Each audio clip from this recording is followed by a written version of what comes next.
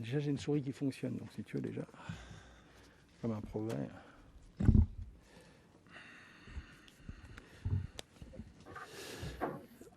Bonjour à toutes et à tous.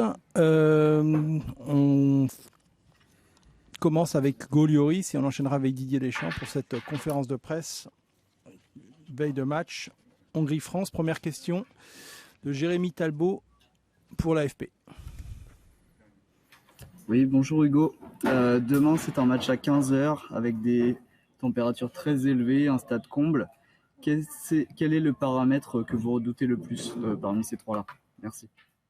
Déjà, nous sommes très heureux de pouvoir se disputer ce match dans un stade plein. Il va y avoir de l'ambiance, de la couleur. Les Hongrois seront portés par leur public et c'est un facteur important dans la préparation de notre match. Ils vont répondre présent. Ils ont déjà montré de belles choses face aux Portugais. Ils ont craqué dans les dernières minutes, mais ils ont réalisé de bonnes choses sur l'ensemble du match et demain ce sera le cas. Par rapport à la chaleur, oui, c'est un facteur important. Ça rentre également en compte dans la préparation du match, que ce soit en termes de sommeil, de nutrition, d'hydratation surtout. Et on espère qu'il y aura un water break pendant le match pour les deux équipes. Ça permettra de pouvoir s'hydrater un petit peu. Mais voilà, jouer à 15h, c'est pas un problème. On a tous l'habitude de le faire en championnat dans nos clubs.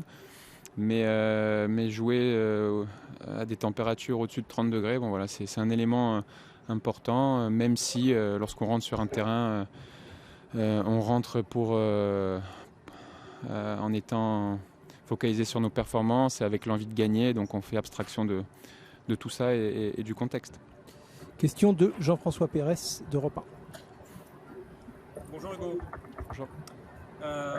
Qu'est-ce que vous retenez du premier match de la Hongrie contre le Portugal? Le fait qu'ils aient perdu 3-0 ou le fait qu'il y avait encore 0-0 à la 84e, 85e minute? Merci. Non, comme vous le dites, ils ont craqué dans les derniers instants du match. Mais avant ça, ils ont réalisé une belle performance, une équipe solidaire, bien organisée, qui évoluera devant son public. Donc ça donnera également un peu plus d'énergie à cette équipe dans les moments importants du match.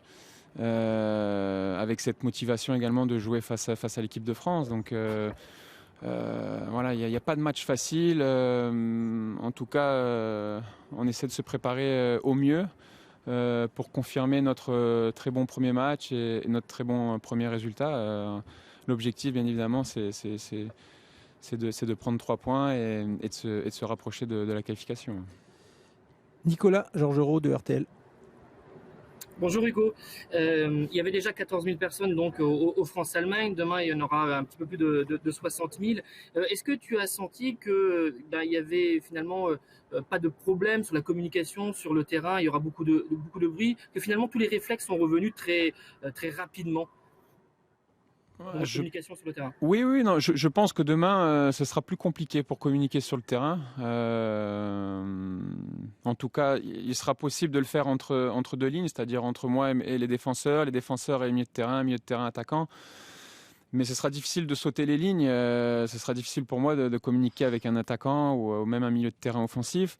Voilà, ce sont des paramètres qui changent. Mais encore une fois, on est très heureux de revenir aux bases et aux fondamentaux de notre sport. On va vivre des émotions, les partager ensemble avec les supporters qui seront présents, les supporters qui seront devant leur télé.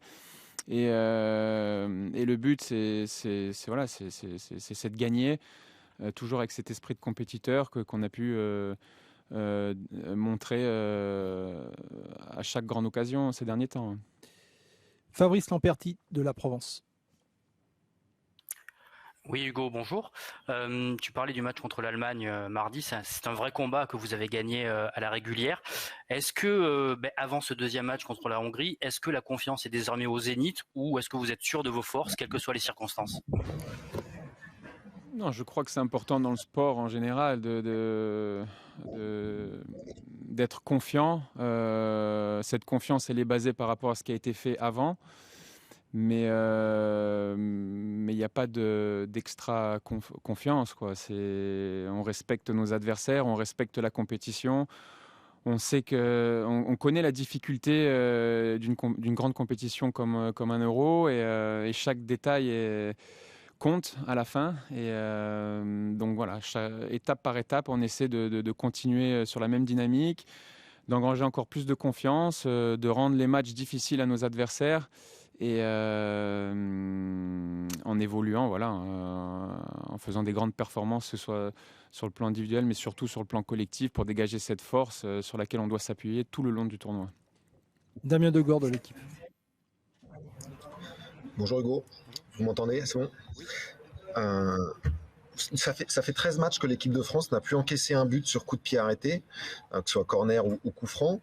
Est-ce que c'est un aspect du jeu sur lequel vous insistez beaucoup, vous travaillez beaucoup, et comment vous avez progressé autant dans ce domaine du jeu?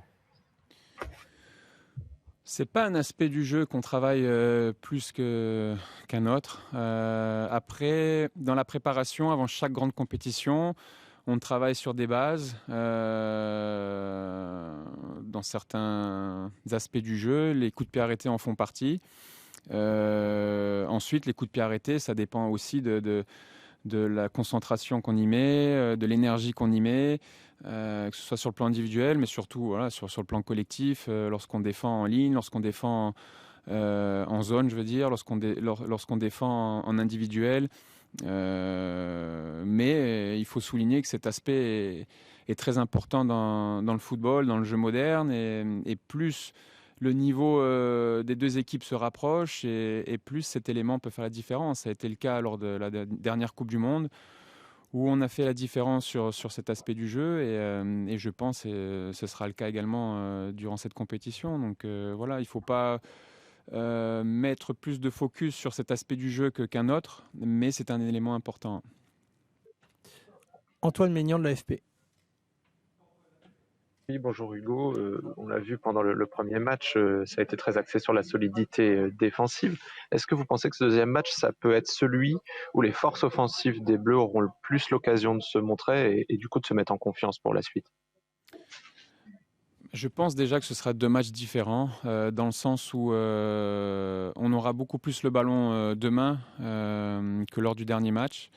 Après, c'est à nous de très bien utiliser le ballon, d'être précis dans notre jeu de passe, d'être dynamique dans les mouvements, essayer de créer des espaces pour nos joueurs offensifs. Et surtout d'être efficace. Face aux Allemands, on l'a été. Malheureusement, il y a eu des situations ça s'est joué sur quelques centimètres. Mais lorsqu'on est arrivé dans la zone adverse, dans la surface adverse, on a été très tranchant et très dangereux. Donc après, c'est deux matchs complètement différents. Même si on ne connaît pas l'histoire du match de demain, on sait un petit peu à quoi s'attendre. Mais surtout, il faudra garder cette même solidité, dégager cette même force lorsqu'on n'a pas le ballon, et être concentré sur les coups de pied arrêtés, parce que c'est un élément sur lequel ils peuvent s'appuyer pour nous mettre en difficulté. Question de Dominique Sévrac, s'il apparaît.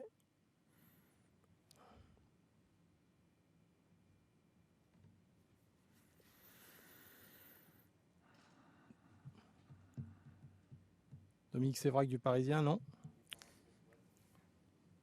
Et voilà Dominique. Oui, on m'entend? Oui, bonjour. Bonjour Hugo. Tout le monde vous a trouvé très performant collectivement contre l'Allemagne dans tous les domaines. Paul Pogba fort, la défense forte, tout est fort. Qu'est-ce qu'il y a encore à améliorer dans cette équipe de France?